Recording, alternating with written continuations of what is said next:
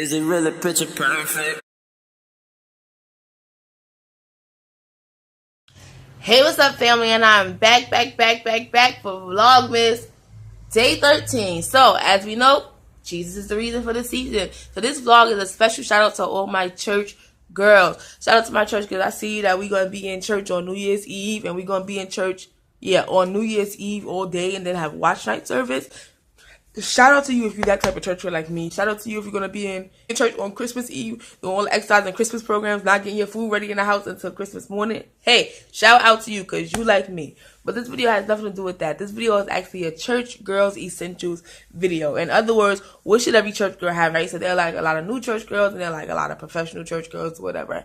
And, but I just feel like there's certain essentials every church girl needs. And I'm going to just run through that real quick. And I mean, like, when I say essentials, I mean like physical essentials, emotional essentials, all those things. So let's get into it. If you want to see what that's about, stay tuned. All right, yeah. So here I am. So I realized that like sometimes I don't pray I wasn't praying as often as I should have, or reading my Bible as often as I should have, because at one point my phone was broke, and I realized that like I was depending on my app too much of my phone. So the first thing I would say that every church girl needs is an actual physical Bible. Church girls, let's get it together. Like, you're paying money for clothes and shoes and hair and eyebrows and makeup, this, that, and third. Get a Bible. They're not that expensive. Like, and I'm sorry to y'all, I don't mean to y'all, but get a Bible. Like, I think Tasha Page Lockhart started a hashtag bringing Bibles back or bring Bibles to church, something like that. When I find it, when I edit this video, I'll put it right here across the screen and you can join it. I think for the past month or so, I've been bringing my Bible, except for this past Sunday. I was rushing at my house. I did not pick up my Bible. So, shame on me. But yeah. Definitely you need a real Bible. In addition to a real Bible, get yourself a journal. Sometimes you'll have dreams.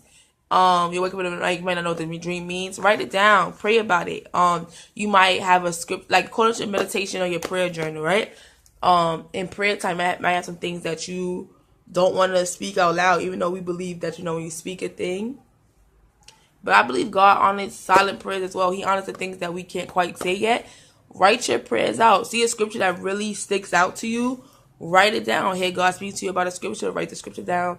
Write down what God's saying to you so that you can flip it open, go back to what He said to you at this time and this date. It might be some things that you're going through. Like, you know what? I went through this before. How am I going to get through this again? Or like, there was a scripture that I remember that I really liked or that encouraged me. Let me encourage my sister.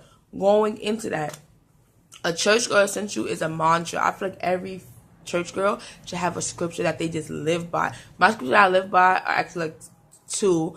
Deuteronomy 2:7 is the Lord has seen you in the wilderness and land in the wilderness for 40 years.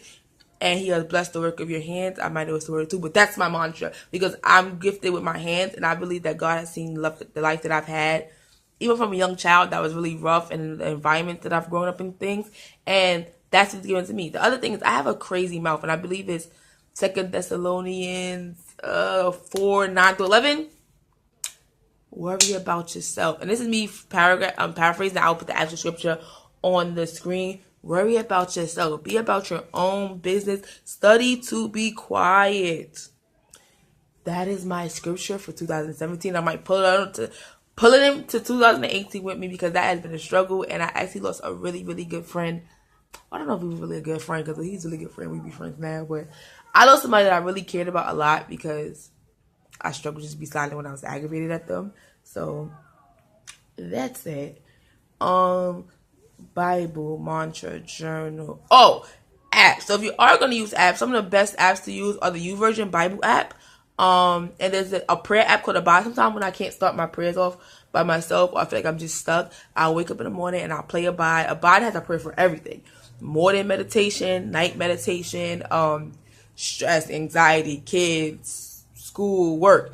They, just like YouVersion, Abide has a prayer for everything. Then they have like a meditation thing that you can go step by step to meditate. They have ones at a time that you can pick if you just like want to just wake yourself up in the morning.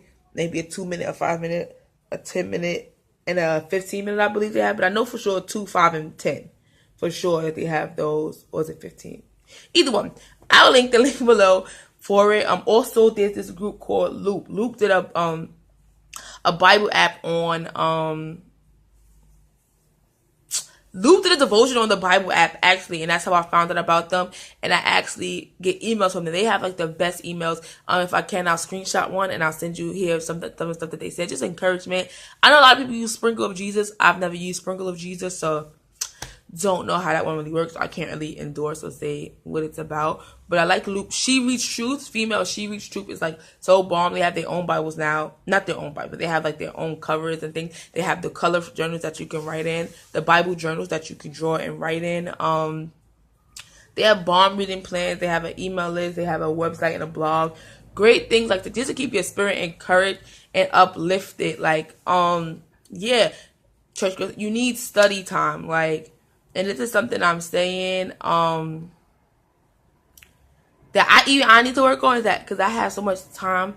Like, I go to Bible school, and even for Bible school, I don't have study time. So I rip and run. I do this. I have stuff with my daughter. My daughter has things. And you just need study time. You need about, National Business Kenny, she put out a challenge to us this summer that said first things first. So it was either 15 minutes of prayer, 15 minutes of the word, 30 minutes of prayer, and then 30 minutes of the word, because we understand that people have different levels. So she put out a challenge this summer, and it was 15 minutes of meditation, and 15 minutes of prayer, and 15 minutes of Bible meditation, and then there was 30 minutes of prayer and 30 minutes of Bible meditation, because everybody knows where they're at, and truth be told, everybody can't do an hour just yet, but you have to start somewhere. You do need some study time, some meditation time, just a time to be woosah with you and the Lord, because I'm telling you, you'll notice such a difference in your day. When I get up and pray in the morning and read my scripture and just kind of just really just sit there and think about it for a couple of minutes, my day runs smoother. Now, I could absolutely be giving the Lord way more than I'm giving him, but even in my rush times, in my rush moments, I realized that my day just runs smoother. I feel energized. You know that breakfast is the best meal of the day thing? That's how I feel. Like, I just had the best meal in the world because I woke up to prayer and the Bible. I feel like that's it. These are things that every church girl needs or should have some type of in their life. Every church girl needs an accountability partner and a leader that they can actually talk to. I know it's really hard in church nowadays to talk to your leaders because you're so worried about somebody gossiping about you, somebody getting your business around there. But I feel like everyone needs like one good accountability partner that's going to tell them, I don't have official accountability partners, but I have people that know, like, if I'm a certain weird place past a certain time, like one night we went to church. My boyfriend lives in Brooklyn. I live in, the service is in Brooklyn. And I was waiting around. Like, people know me. Like, at a certain time, I'm going home. I live far from Brooklyn. So, my friend rode up around and she was like, what you doing? I'm like, waiting for Jesus being smart. But she thought I was being sarcastic to her because she thought I didn't want to hear what she had to say about my boyfriend. So, she went about her business. She called me like 2 minutes later when she got home, though, because she didn't live far. And she's like, are you going home? And I'm like, yeah, I'm going home. Like, what else I'm doing? She was like, well, why would you waiting around that church for so long? And I had to tell her, like, I was just waiting because I had to speak to somebody about doing something for them. But those are the type of accountability partners you need. Not somebody's going to be your mother or that's going to tell you that, oh, you're doing wrong and doing this wrong. But just to be there to kind of let you know, like, hey, girl, that's not the way. Let's get it together. We're on this path to glory and on this journey to heaven together. And I want to uphold you and uplift you. So, I hope this video has been helpful and that you guys enjoyed it. Let me know what you think below. Let me know what you think some things that every church girl needs or essentials in every church girl's life. I would love to hear what your essentials are, what you're using, what's keeping you faithful, what's keeping you upheld. And yeah, later guys.